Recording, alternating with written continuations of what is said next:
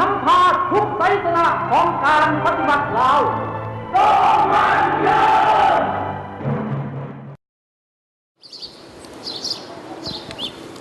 สบายดีท่านผู้ชมที่เคารพในท่ามกลางบรรยากาศที่ทั่วภาคทั่วรัฐทั่วกำลังประกอบอาวุธและทั่วปวงชนลาวทั้งชาติความพร้อมพากันออกแห้งแข่งขันสร้างผลงานคำนำทับต้อน2วันประวัติศาสตร์ของชาติคือวันสั่งตั้งพรรคประชาชนปฏิวัติลาวครบรอบ62 ปีและวันสถาปนาสาธารณรัฐประชาธิปไตยประชาชนลาวครบรอบ42 ปีโดยเฉพาะโกแมนการจะตั้งผันขยายมติกองประชุมใหญ่ครั้งที่10ของพรรคและแผนพัฒนาเศรษฐกิจสังคมแห่งชาติ5 ปีครั้งที่8ของรัฐบาลให้ปรากฏผลเป็นจริงซึ่งในมื้อนี้ทีมข่าวรายการโทรภาพก่อสร้างพรรคจะนำพาประธานไปฮู้จัก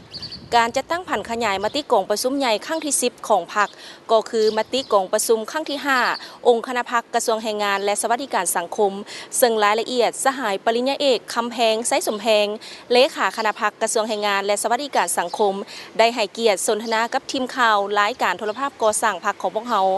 ซึ่งจะเป็นแล้วใดเชิญประธานที่ตามรับชมพร้อมๆกันท่านผู้ชมที่เคารพดังที่ได้นำเสนอกับทานในตอนต้นรายการว่ามื้อนี้ทีมข่าวรายการโทรภาพก่อสร้างพรรคของพวกเฮาจะได้สัมภาษณ์สหายปริญญาเอกคำแพงไซสมแพงเลขาคณะพรรคกระทรวงแรงงานและสวัสดิการสังคมเกี่ยวกับการจะตั้งผันขยายเนื้อในมติกองประชุมใหญ่ครั้งที่10ของพรรคเข้าสู่เวียกงานแขนงแรงงานและสวัสดิการสังคมซึ่งตอนนี้สหายพร้อมแล้วที่จะให้เกียรติสนทนากับทีมข่าวของพวกเฮาสบายดีเจ้าสบายดีจ้ะภายหลังที่การจัดตั้งผันขยายเนื้อในกองประชุมครั้งที่10ของพรรคในเดือนมังกร2016เป็นต้นมาฮอดปัจจุบันนี้แขนงแรงงานและสวัสดิการสังคมของพวกเฮาได้ผันขยายเนื้อในจิตใจกองประชุมดังกล่าวคือแนวใดเจ้าขอบใจหลายซึ่งข้าพเจ้าขอตั้งหน้าให้ทางคณะพรรคคณะนำของกระทรวงแรงงานการสังคมแสดงความขอบใจมายังทีมงานโทรภาพก่อสร้างพรรคที่ได้ให้โอกาสข้าพเจ้าได้สัมภาษณ์เกี่ยวกับการจัดตั้งผันขยายมติ10ของพรรคซึ่งองค์คณะพรรคกระทรวงแรงงานการสังคมของพวกข้าพเจ้าก็ได้สุมใส่เข้าเวียกงานพรรคและเวียกงานของแขนงการที่ขึ้นกับกระทรวงแรงงานของพวกข้าพเจ้าโดยเฉพาะเป็นเนื้อในมติ10ของพรรคซึ่งในนั้นก็เป็นว่าสภาพการขยายมติกองประชุมใหญ่ครั้งที่10ของพรรคนั้นได้ถือความสามารถนำพาและลักษณะนำหน้าขององค์คณะพรรคแห่งงานการสังคมและเป็นหนึ่งในนาทีหรือว่าทันแถวขององค์คณะพรรคของกระทรวงแรงงานของพวกข้าพเจ้าในนั้นได้เอาใจใส่เกี่ยวกับเวียกงานในการจัดตั้งผันขยายเนื้อในมติกองประชุมใหญ่ครั้งที่10ของพรรคโดยการจัดตั้งเสื่อมซึมกันกำแน่นกันพันขยายให้เป็นแผนการแผนงานให้เป็นโครงการโดยติดพันกับการจัดตั้งพันขยายมติกองประชุมใหญ่ครั้งที่5ขององค์คณะพรรคกระทรวงของพวกข้าพเจ้าในนั้นก็แม่นว่ามันแสดงออกกันในเวียกงานต่างๆโดยเฉพาะมันเวียกงานก่อสร้างพรรคอันนี้ก็ถือว่าเป็นโครงเขตเวียกงานสำคัญในการชี้นำพาขององค์คณะพรรคกระทรวงนั้นก็เป็นคณะพรรคของกระทรวงแรงงานได้ถือเอาเวียกงานก่อสร้างทางด้านการเมืองเป็นเวียกงานยุทธศาสตร์ที่สำคัญของพรรคอันนี้ถือว่าเป็นต้นต่อโดยยึดมั่นทัศนะดังกล่าวคณะพรรคของกระทรวงแรงงานสวัสดิการสังคมได้หันเอาแนวทางนโยบายของพรรคโดยเฉพาะแมนมติกองประชุมใหญ่ครั้งที่10ของพรรคมาพันขยายเป็นแผนการแผนงานคือได้บอกเมื่อกี้ว่าเป็นแผนการแผนงานเป็นโครงการละเอียดเพื่อจัดตั้งปฏิบัติโดยติดพันกับมติกองประชุมใหญ่ครั้งที่5ขององค์คณะพรรคกระทรวงของพวกข้าพเจ้าในนั้นแม้ว่าทั้งบุกทะลุทั้ง4ด้านตามทิศ3สร้างอยู่ในโครงเขตเวียกงานแห่งงานสวัสดิการสังคมให้เลิกซึ้งให้เทิงทองในใส่สู่ชนพัฒนาเวียกงานแรงงานสวัสดิการสังคม5ปีใน5ปีครั้งที่4 2016ถึง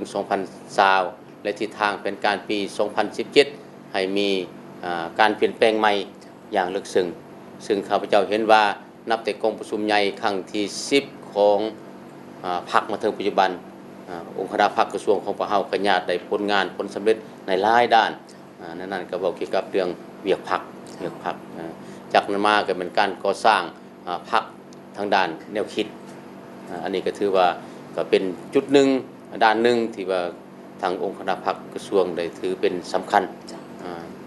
คณะพรรคกระทรวงได้ถือเอาเป็นงานแนวคิดเป็นเวียกงานสำคัญแถวหน้าเป็นเวียกงาน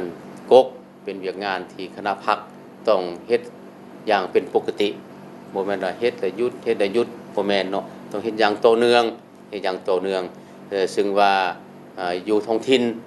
เวลาข้าพเจ้าเป็นเลขาพรรคองค์คณะพรรคแขวงหลวงพระบางเวลานั้นก็ได้สืบต่อเฮ็ดอย่างเนื่องติดลงก่อสร้างหากทานการเมืองบ่เพียงแต่ว่าเฮ็ดแต่อยู่ถึงขั้นของแขวงต้องลงสู่เมืองต้องสู่บ้านสู่เขตที่ห่างไกลโศกลีกอยู่กระทรวงคือกันอยู่กระทรวงก็บ่ได้แต่ว่าปรับปรุงด้านแนวคิดด้านการเมืองอยู่ในของกระทรวงของเฮาต้องได้ลงไปสู่บรรดาแขวงแผนกการแรงงานการสังคมแล้วลงไปสู่โครงการที่ขึ้นกับองค์คณะพรรคของกระทรวงแรงงานของพวกข้าพเจ้าโดยคณะพรรคได้นำพาคณะหักฐานและบรรดาหน่วยพรรคที่ขึ้นกับองค์คณะพรรคกระทรวงนี้จัดตั้งการค้นคว้าเสื่อมซึมโดยเฉพาะเสื่อมซึมทางด้านนโยบายและเฉพาะก็แม่นมติกองประชุมใหญ่ครั้งที่10ของพรรคประชาธิปไตยวันลาวนี้กฎระเบียบของพรรคสมัยที่10อย่างกว้างขวางและลึกซึ้งเอาใจใส่ศึกษาอบรมคุณธาตุการเมืองคุณสมบัติศีลธรรมปฏิบัติให้แก่พลังงานสมาชิกพรรคที่อยู่ในการคุ้มครองของตนด้วยหลายเนื้อในหลายรูปแบบและหลายวิธีการเพราะว่าแต่ละภาคส่วนแต่ละโครงเขตแต่ละเวียกงานที่ขึ้นกับกระทรวงแรงงานการสังคมของพวกเฮานี่โดยเฉพาะองค์คณะพรรคต่างๆหรือว่าหน่วยพรรคต่างๆนี่เขาก็มีจุดพิเศษของแต่ละบอนถ้าเฮาจะเฮ็ดคือกันหมดมันก็บ่ได้เนาะเพราะมันเฮายังมีทางหน่วยพรรคทางบำนาญทางเสียองค์คะทางพรรคส่วนอื่นๆก็มีลักษณะแตกต่างกันอันนั้นทางด้านแนวคิดเนาะจากที่3ก็เป็นการก่อสร้างพรรคทางด้านการจัดตั้งอันนี้ก็สำคัญเลยเวลาข้าพเจ้ามาอยู่กระทรวงแรงงานการสังคมก็พอดีถึงช่วงที่จัดกองประชุมใหญ่ขององค์คณะพรรคกระทรวงครั้งที่5เขาก็พยายามเฮ็ดเกี่ยวกับเรื่องงานด้านการจัดตั้งเบิ่งว่าซับซ้อนบุคลากรแนวใดจัดวางแนวใดบุคลากรอยู่ในองค์คณะพรรคกระทรวงได้ปรึกษาหารือกันก่อนแล้วขอทิศชี้นำจากทางคณะจัดตั้งศูนย์กลาง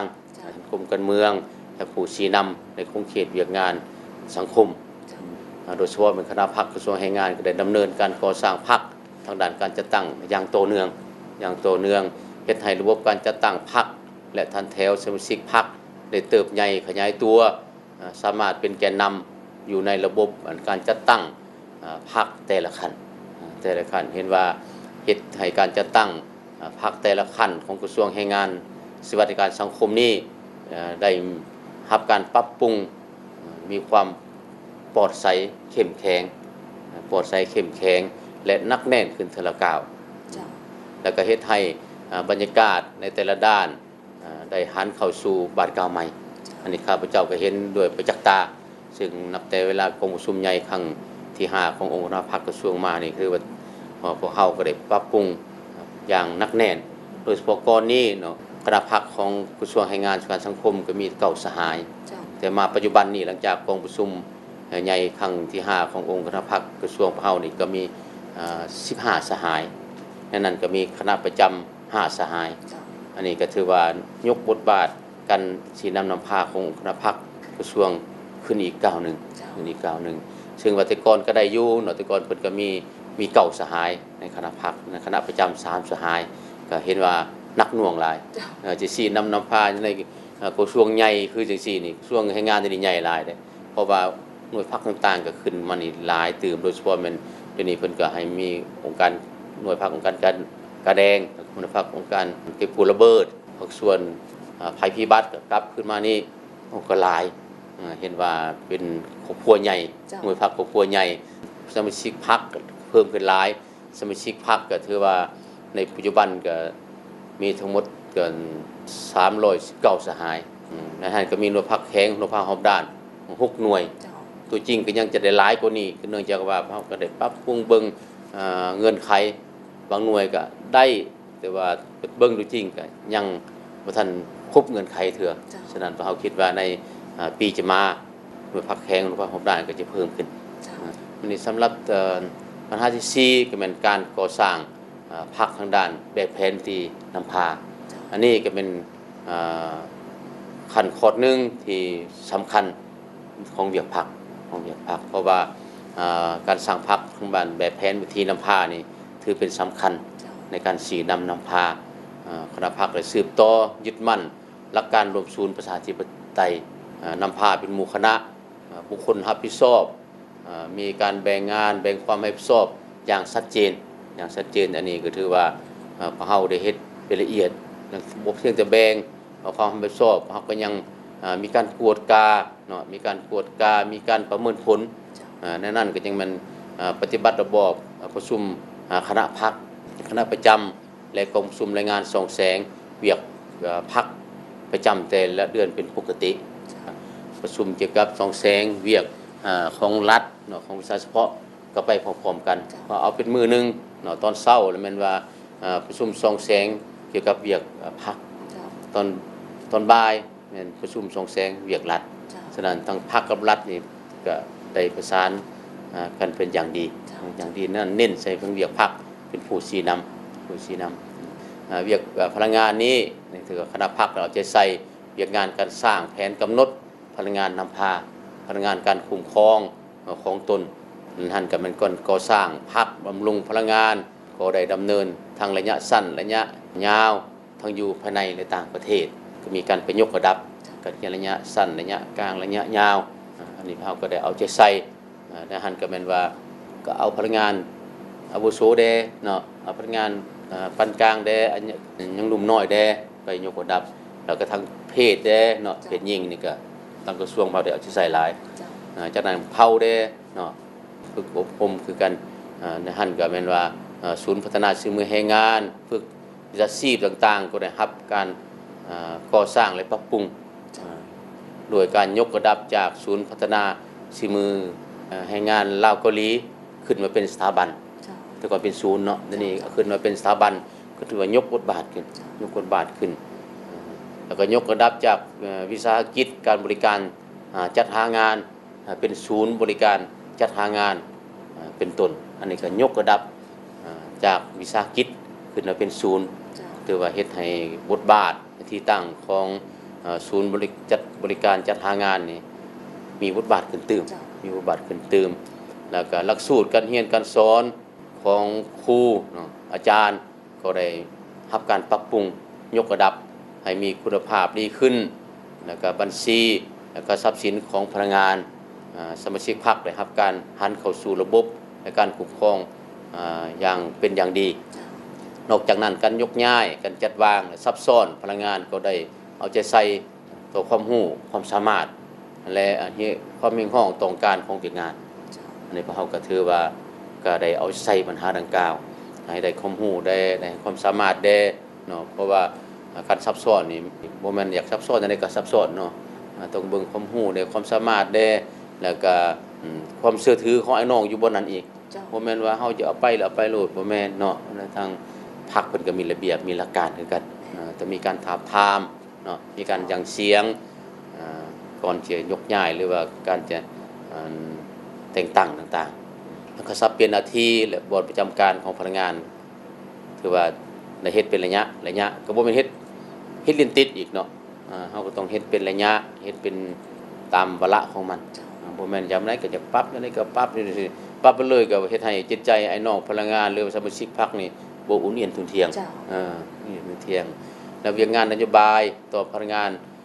สมาชิกพรรคคณะพรรคก็ได้เอาใจใส่ปฏิบัตินโยบายต่างๆต่อพนักงานรัฐกรพนักงาน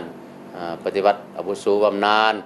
ผู้เสียองค์ผู้มีคุณงามความดีต่อประเทศชาติที่ดีสมควรเพราะว่าพวกเพิ่นนี้เนาะก็ได้เสียสละเลือดเนื้อชีวิตของตนเพื่อ อุทิศให้ประเทศชาติมาถึงปัจจุบันนี้เฮาเป็นลูกเป็นหลานเฮ็ดจั่งใดต้องปฏิบัตินโยบายให้พวกเพิ่นให้ถูกต้องตามระเบียบตามกฎหมายตามหลักการตามคุณงามความดีเพิ่นสร้างมาได้เจ้าบ่ล้มแล้วเนาะเวียกงานพนักงานได้รับการจัดตั้งปฏิบัติเป็นอย่างดีหรือว่าปฏิบัติอย่างตั้งหน้าด้านแรงงานนี้เป็นคณะพรรคได้ถือสำคัญและเอาใจใส่สินำพาพัฒนาฝีมือแรงงานและหั่นก็เป็นว่าเฮ็ดให้การจัดตั้งปฏิบัติโดยเฉพาะพัฒนาฝีมือแรงงานให้ได้150,000ไปแล้ว150,000 กว่าคนแต่ว่าเทียบใส่กับความต้องการของแรงงานที่ต้องการในปัจจุบันนี่ก็ยังบ่ทันเพียงพอเทื่อฉะนั้นในปัจจุบันเฮามาเฮ็ดจั่งใดต้องปรับปรุงสถานภาพแรงงานของลาวเฮานี่ให้มันดีขึ้นกว่าเก่าโดยเฉพาะปรับสถานการณ์ฝีมือแรงงานแห่งชาติสาขา ICT นี้และอุตสาหกรรมการท่องเที่ยวจัดการแข่งขันฝีมือแรงงานแห่งชาติในระยะผ่านมาก็ได้1ครั้งอยู่ใน9สาขาวิชาชีพจัดหาวิกฤตการทำให้แรงงานลาวภายในได้ส่งไปเฮ็ดเวียกอยู่ต่างประเทศได้จำนวน150,000 คนหรือว่า150,000 คนเนาะอันนี้ก็นั่นก็มียิ่งก็อยู่ใน60,000 กว่าคนเฉพาะอยู่ภายในประเทศก็มีเกือบ100,000 คนแล้วขึ้นทะเบียนและออกบัตรอนุญาตเฮ็ดเวียกให้แรงงานต่างประเทศอยู่ลาวเฮาก็อยู่ในประมาณเกือบ 23,000 คนส่วนว่าด้านสวัสดิการสังคมก็เป็นเวียกงานหนึ่งที่ทางกระทรวงหรือว่าทางภาครัฐก็ถือเป็นสำคัญเพราะปัจจุบันนี่ได้มีผู้ได้รับการคุ้มครองจากระบบประกันสังคมทางภาครัฐทั้งหมดมัน1,24,000 กว่าคนแล้วมีวิสาหกิจจ่ายเงินสมทบกองทุนประกันสังคมแห่งชาติก็ได้ 1,622 หัวหน่วยเท่ากับ 16.41 ส่วนร้อยแต่ว่าก็ยังต่ำยังต่ำหลายก็ย้อนว่าการโฆษณาแล้วก็ภาคส่วนเกี่ยวข้องก็ยังบ่ทันตื่นตัวเท่าที่ควรบ่ทันมีความรับผิดชอบฉะนั้นเฮ็ดให้พวกเฮาปฏิบัติเวียกงานดังกล่าวยังบ่ทันได้ดีแล้วก็มีผู้สมัครใจเข้า เป็นสมาชิกกองทุนจำนวน 1,000 กว่าคน 1,000 กว่าคนก็ถือว่าก็ยังน้อยอยู่มาถึงปัจจุบันอัตราการควบคุมของระบบประกันสังคมและประกันสุขภาพมี2,500,000 กว่าคนอันนี้ก็ถือว่าก็ยังต่ำอยู่เพราะประกันสังคมหรือว่าประกันสุขภาพนี่ถือว่าพลังงานรัฐกรประชาชนเฮาต้องทุกทวนหน้าต้องปฏิบัติให้มันได้ตามหรือเป็นกฎหมายภายหลังที่ได้รับฟังการรายงานของสหายเกี่ยวกับการนำเอาเนื้อในจิตใจมติกองประชุมใหญ่ครั้งที่10ของพรรคมาผันขยายเข้าสู่เวียกงานแรงงานและสวัสดิการสังคมก็เห็นว่ามีผลสำเร็จหลายด้านในนั้นอยากรู้ว่าเคียงคู่กับการจะตั้งปฏิบัติมีข้อคงข้างใดเติมอีกที่พวกเราจะต้องได้สืบต่อแก้ไขอันผ่านมาข้าพเจ้าก็ได้เสนอเกี่ยวกับผลสำเร็จในการฉีดนำพาขององค์คณะพรรคกระทรวงแรงงานการสังคมโดยเฉพาะในโครงเขตพรรคพลังงานในโครงเขตการจัดตั้งในโครงเขตเวียกงานปฏิบัตินโยบายต่างๆเนาะหรือว่าเวียกงานการโฮมมือโครงเขตต่างๆการเสริมซึมมติต่างๆก็ถือว่าได้ดีแต่ในนั้นเขาก็ยังมีข้อขัดตกบกพร่องจุดอ่อนซึ่งว่ามันก็มีหลายสิ่งหลายอย่างเพราะคันเฮามีจุดดีแล้วเนาะก็ย้อนต้องรับว่ามีจุดอ่อนไปควบคู่กันแต่จุดอ่อนนี่จะบ่เป็นพื้นฐานแต่เฮาก็สามารถแก้ไขได้โดยเฉพาะก็แม่นว่าการจัดตั้งแบบแผนวิธีนำพาแบบแผนวิธีเฮ็ดเวียกของคณะพรรคแต่ละขั้นยังบ่ทันนักแน่นเทื่อความรับรู้ก็ยังบ่ทันสูงเทื่อเนาะสมาชิกพรรคเฮาเทื่อก็ยังรักษาคงเดิมเนาะแบบแผนวิธีเฮ็ดเวียกผู้ใดก็ยังเฮ็ดแบบนั้นมันบ่ได้อันนี้เฮาก็ได้กวดกาก็ได้ติดตามเวลาส่องแสงประจำเดือนก็ได้เว้าปัญหาดังกล่าวแล้วก็จำนวนสมาชิกพรรคมีจำนวนเพิ่มขึ้นอยู่เนาะแต่ทางด้านคุณภาพยังบ่ทันสมส่วนกับปริมาณก็คือว่าผู้สร้างโดยพรรคแข็งคุณภาพหอบด้านนี่อาจจะแข็งอยู่เนาะโดยพรรคเฮาแต่ว่าคุณภาพของโดยพรรคก็ยังบ่ทันได้เท่าที่ควรฉะนั้นเราจะได้กวดกาคืนกันโดยพรรคแข็งคุณภาพหอบด้านทางด้านคุณภาพทางด้านปริมาณทางด้านเวียกที่ตนเองรับผิดชอบหรือว่าการ การกำหนดแผนพลังงานก็ยังบ่ทันครบสุดเนาะบางเทื่อก็การตกลงหรือการแก้ไขเรื่องซับซ้อนบุคลากรเรื่องพลังงานก็ยังเฮ็ดบ่ทันได้ดีหรือว่าการปรับปรุงกงจักรการจัดตั้งของกระทรวงผ่านมาก็ยังบ่ทันกระทัดรัดอย่างแท้จริงเนาะทางภาครัฐเพิ่นก็เว้ากงจักรต้องกระทัดรัดต้องเบาบางต้องมีคุณภาพเดี๋ยวเฮาก็ยังเต้าโฮมมาอยู่เนาะยังอยากให้มีหลายหน่วยงานขึ้นตื่มเนาะยังมีหลายหน่วยงานขึ้นตื่มมีแผนกแล้วยังมีหน่วยงานยังมีผู้ปฏิบัติงานอีกแฮงเพิ่มจำนวนขึ้นอาจจะกรมน้อยอยู่เนาะกรมมันก็ทันรัดอยู่แต่ว่าเดี๋ยวนี้หน่วยงานอยู่ในกรมต่างๆก็แตกออกนี่หลายอันนี้ก็เฮ็ดให้บ่กระทันรัดแหละบ่กระทันรัดแต่ก็ยังบ่ทันสนองตามความต้องการของหน้าที่เวียกงานที่ทางพรรคหรือทางรัฐหรือทางกระทรวงวางออกต่อกับจุดอ่อนและข้อคงข้างที่สหายได้เสนอมามีวิธีการแก้ไขคือแนวใดอันวิธีการแก้ไขนี่เราพยายามยกสูงบทบาทการชี้นำนำพาขององค์คณะพรรคให้หลายขึ้นกว่าเก่านั่นเป็นเว้าเกี่ยวกับระบบวิธีแบบแผนวิธีเฮ็ดเวียกแบบรวมศูนย์ประชาธิปไตยมอบเวียกให้บุคคลรับผิดชอบแล้วก็มีการกวดกามีการติดตามมีการย่องย่อและมีการตำหนิติชมอันนี้เป็นหลักเลยเนาะแบบแผนที่เวียกสำคัญจะว่าเวียกพรรคจะเวียกรัฐก็คือกันอันนี้เราพยายามวิธีแก้ไขแล้วก็พยายามแก้ไขจุดอ่อนที่ผ่านมาแล้วก็ส่งเสริมจุดดีที่เรามี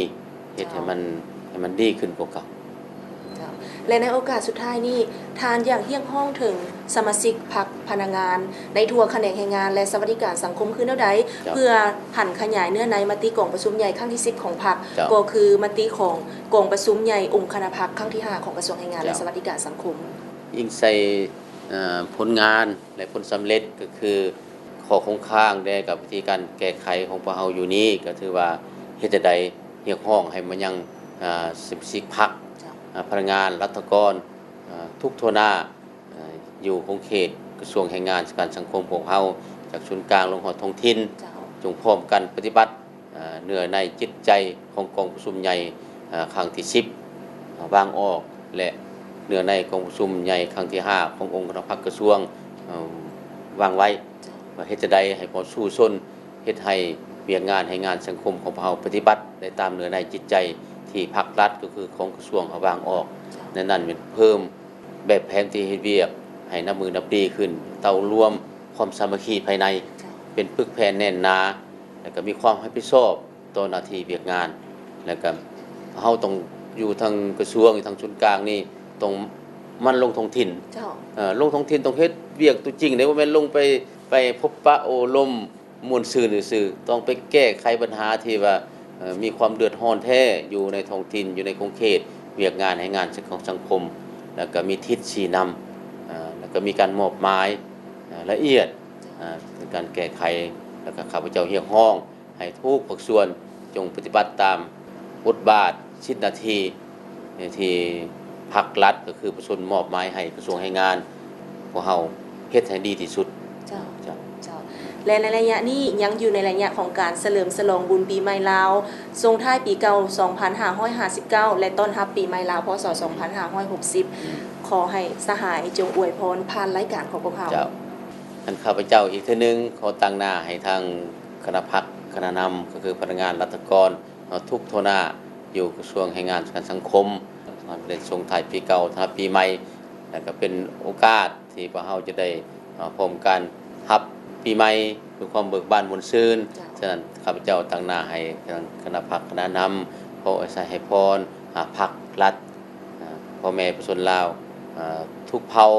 รวมถึงพลังงานรัฐกรทุกทั่วหน้าอยู่กระทรวงแรงงานการสังคมจงมีสุขภาพเข้มแข็งพลามัยสมบูรณ์และมีสุขมีชัยและมีความเบิกบานมวลซื่นต้อนรับปีใหม่ลาวด้วยความสวัสดิภาพทุกประการในโอกาสสุดท้ายนี้ทีมข่าวรายการโทรภาพก่อสร้างพรรคของพวกเราขอแสดงความขอบใจนำสหายที่ให้เกียรติสนทนาในรายการของพวกเราขอขอบใจขอขอบใจ